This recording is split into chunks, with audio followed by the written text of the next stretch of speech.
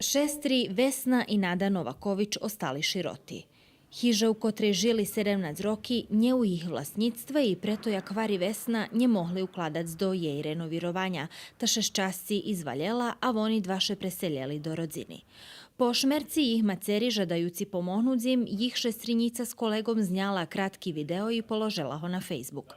Tedy Vesna i Nada počali dostavac pomoc od Salohova Lala, ale i širše. Nje jih bilo baš žalj. Jednostavno postavila sam še na jej mesto i osjećala sam potrebu da daco zrobim. Tato umar 99 rok, a mas teraz 29 januara.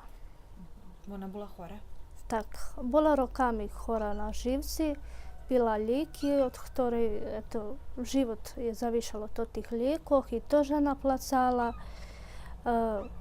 I već mala i astmu, našli celo svojeg oca i to teraz, u tih ostatnjih dnjoh baš je lapelo bars, ja je odnjesla u zombore, ali nažalost spasa nije mala. Okrem skromnoho dzecinskoho dodatku, kotri dostava mladša Nada, dva šestri njemaju stajemni prihodi. Vesna bijak rezultat angažovanja Valalčanoh u aprilu mala dostat sprobnu robotu u keresture. Zos pomocu humanih ljudzoh, dnji pred njima vypatraju švetljejši, ali jedno pitanje ostava. Dze u tim slučaju državna pomoc? Odvid na njho pohledame u naših najhodzacih emisijoh.